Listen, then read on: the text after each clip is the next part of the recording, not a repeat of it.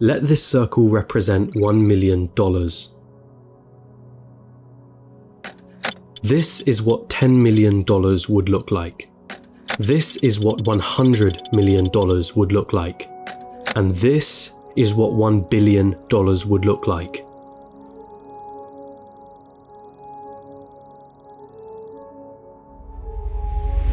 Jeff Bezos, the founder of Amazon, has a net worth of 117 times this number. And then there's you. You're probably working a job right now, one that you got from the degree that you studied for in university. You probably don't have much in savings. Your living expenses seem ridiculously high. You feel as though you're not paid enough. You have credit card debt that needs taken care of. Maybe you're a student, studying for a degree that you hope can land you a job that you hope can bring in some good money. You probably don't have any savings, only a pesky student debt hanging above your head. Wealth? Getting rich? That all seems like a distant dream.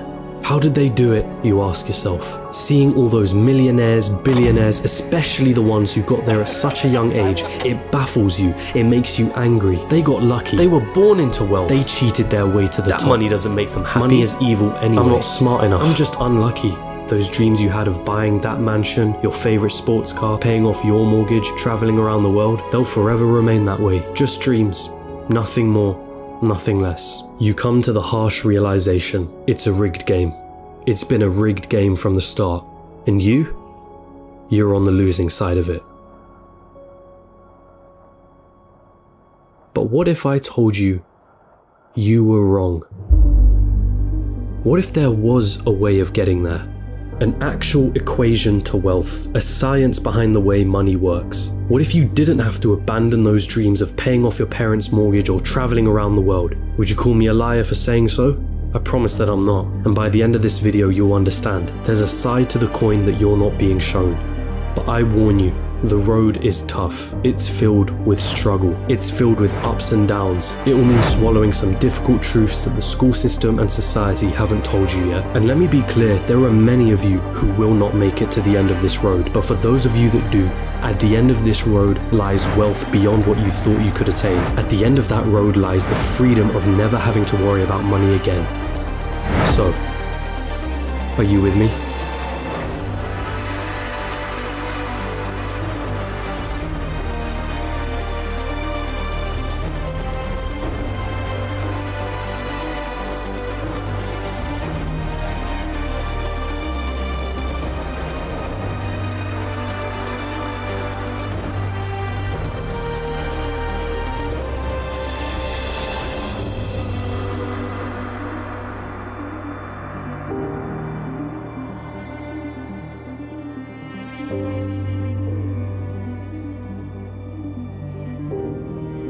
Still with me? Then let's not waste any more time. What do you really think about money? Is it something you work for? Is it earned or is it inherited? Is it the root cause of all evil?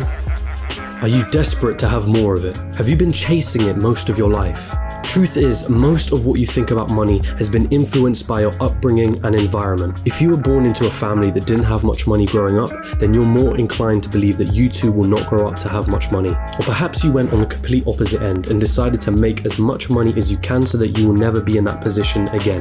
The fact that your school didn't teach you much about this subject doesn't help things. And because of this, most of you are going to have false beliefs about money that aren't going to help you on this journey. Now stick with me here, because we're going to have to change the way you've been seeing money your whole life. Hollywood has always had a habit of depicting the wealthy and rich as evil, backstabbing, entitled, or corrupt individuals. If you won't get me a squirrel, I'll get one myself. Question is, have you bought into that stereotype?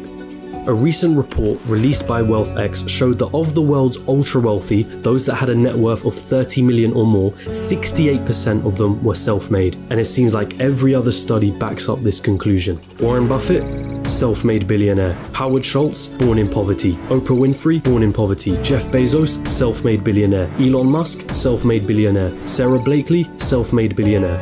What is it that these people know that you don't? Truth is, your equation is all wrong. Here's the two-dimensional equation that you've been taught. Money equals salary earned from a job. Past a certain point, the prospect of getting a job becomes the sole purpose of your education. So what's wrong with that, you ask? I'm gonna assume that if you're watching this, you want to make money, a lot of it, and in as short amount of time as possible. If that is your goal, then this equation for generating money will never get you there. We all have one precious resource, the most important resource of all, and once it's gone, there's no way of getting it back. That resource is time. In a standard job, the amount of money you earn is dependent on the amount of time you put into that job. If you earned $20 an hour and worked 40 hours a week, it would take you nearly 24 years to reach a total of $1 million.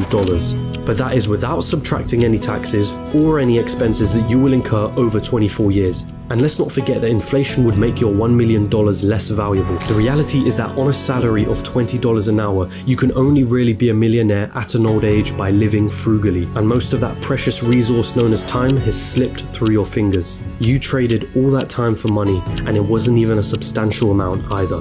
So again, you ask yourself, how is it then that there are self-made millionaires and billionaires at such young ages? What makes them so different? And the truth is, they have a better equation than you. They have a way of understanding money that you haven't quite grasped yet.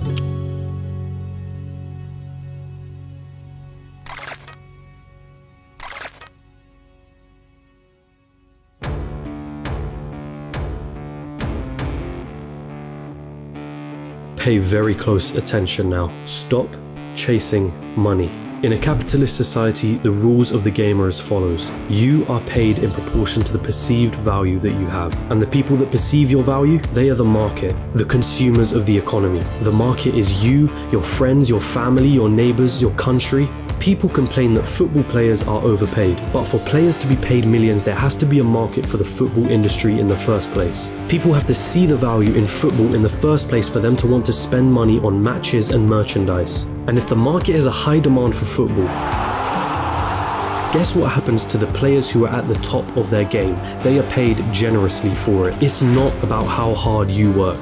The cleaner that's sweating and tiring himself out every day is paid far less than the accountant sitting behind a desk. Why? Because the market perceives the value of what the cleaner does to be far less than the accountant. As harsh as it may sound, the cleaner can be replaced by anybody. It isn't difficult to learn how to do his job, and therefore the market will not pay him more than the accountant, the guy who spent years studying numbers, the guy who has saved his clients thousands on their taxes. But even so, we just discussed how getting a job isn't the right equation to amassing a great amount of wealth in a shorter period of time. So then how can we increase our perceived value? What is it about people like Elon Musk or Jeff Bezos that makes their perceived value so high? The first step to this equation of wealth is quite simple. If you want money, solve problems. If you take a second to digest this statement, you'll realize that just about all money runs from this basic premise. If it solves a problem, money will be thrown at it. If it's $1 million problem, then the solution will make you millions. If it's $1 billion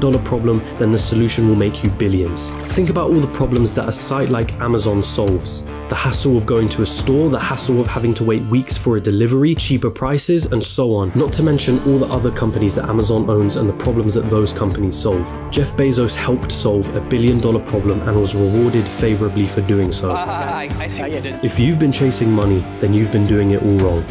It sounds almost paradoxical, but if you want money, it isn't money that you should be looking for. You should be looking for problems, and more importantly, solutions to those problems. And once you've found that solution, make a business around it. Wait, so that's it? Just solve problems and money will appear? So I'm gonna have to create the next Amazon for me to be rich, or the next Facebook or Google? You've gotta be kidding me, right? I don't even know how to code. I don't even have the money to start something of that scale. Hold on. You're once more going into old patterns of thinking. Start with a problem. Always start with a problem. Listen to the market around you. What are people saying they don't like? What are people saying they wish existed? What are people saying frustrates them? What do people think is incredibly inconvenient? Is that a problem that you can solve? And also, is it a problem that is worth solving?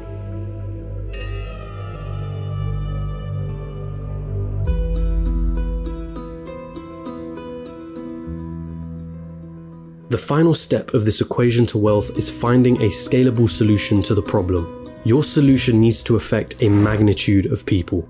Starting a restaurant? That's not scalable. You're constrained to the local area and the footfall of that area. But a franchise? Now that's more scalable. Is your solution a piece of software? Then that means once that software has been built, you can scale it infinitely online without needing to worry about things like production or shipping costs, as it's all done virtually. Good luck finding infinite scale with a job. But be careful, does your solution require your time to generate money? Let's say you were a yoga teacher that charged $100 per hour. Congratulations, you only made yourself another job disguised as a business. There's only a certain amount of lessons that you can feasibly do in one day, and therefore your income is time bound. But if you created an online yoga class that ran 24/7 with lessons you only had to create once, now that is scalable. Scaling your solution is critical here, so do not get lost on this point. Automation also plays an important role. Systems and processes will keep your business running like a smooth machine if implemented properly. If there is something in your business that you can outsource to somebody else or hire an employee to do it for you, assuming it financially makes sense for you to do so,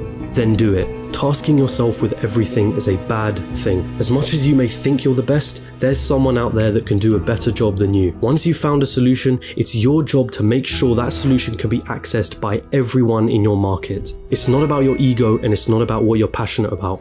The market doesn't care about your passions. So now that you have your profitable business running with the right systems and processes in place, it's time to move on and reap what you sowed.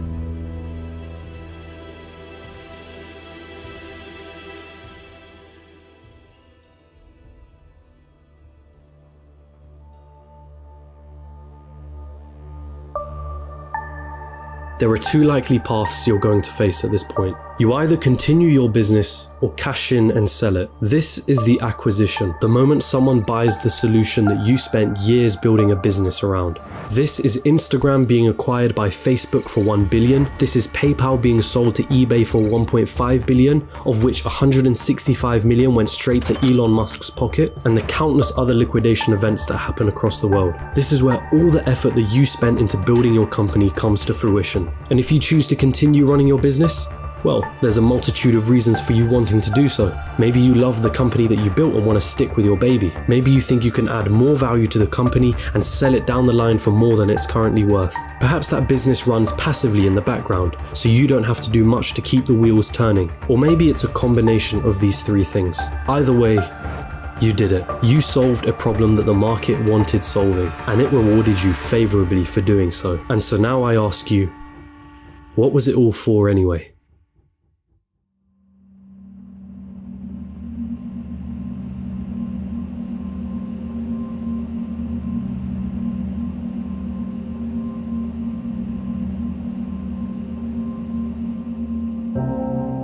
For most of you, it was never about the money. Money is just a piece of paper, a number on a screen. Its value is only backed up by our belief in its value. From the very start, this was never about the money. Paying off the mortgage, buying your dream car, traveling around the world, never having to worry about your financial situation, it's the freedom that you were looking for. Your destination wasn't anything monetary related. It was a feeling, a sensation, the ability to do what you want whenever you wanted without ever having to cast a thought towards, can I afford this? Have I used up all my holidays for the year? How am I going to pay the rent? Will I be able to live off my pension? What dreams will I have to sacrifice because I can't afford to pursue them? The most important lesson from this video was never about the nature of money. It was about the one valuable resource that we all have, the one resource we will never be able to reclaim: time. Is giving up a large chunk of your time towards a job that you probably don't like worth it? Is your life settled on working, coming home, watching the telly, sleeping, waking up the next day, and repeating the same cycle till you retire? How many more hours of your life do you let slip through because of this pattern? Or perhaps you're fine with that reality. Perhaps you have no other choice but to follow that path for the time being. And if that's the case, there's nothing to worry about. The most you got from this video was a little entertainment and maybe a change in perspective. But there are those of you that understand the other side. Those of you that have the desire to never need to worry about money ever again. And so I feel the need to remind you, stop chasing money. Chase problems and find the solution to those problems. This is the equation through which all money is found. If you desire liberty through never needing to worry about money ever again, then let solving problems be the meaningful struggle in your life. Does it mean you'll be happy at the end of the road? Does it mean you'll feel fulfilled? Only you can answer that question. But if your struggle is meaningful, then perhaps it's worth pursuing.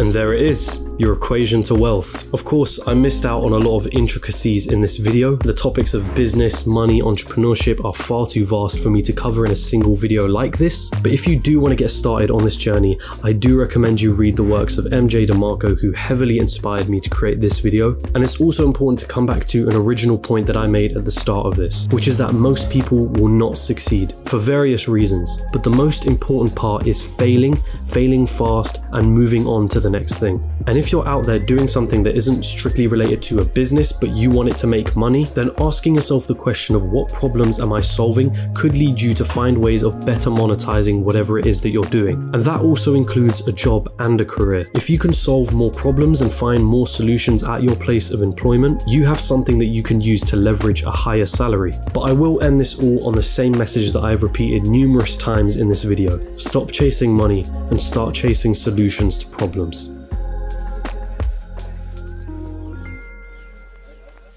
Hey, you've arrived at the end of the video, and thank you so much for watching, but don't click off just yet. I do want to take the time to say thank you very much for watching to the end. These things take quite a few sleepless nights to research, script, film, and edit, so you can't imagine how much I really do appreciate your support. If you genuinely enjoyed this video, then don't be shy, hit the like button, and if you disliked it, hit the dislike button twice just to be sure, and comment down below and let me know why. My goal with this channel has been to create entertaining documentary style videos on business, finance, and life in general. And if that sounds like something you'd be interested in and you'd want to tune in for more, hit the subscribe button and hit that notification bell. Make sure all your notifications are turned on. But with all of that being said, I hope you have a wonderful rest of the day. As per usual, my friends, hand to head, salute.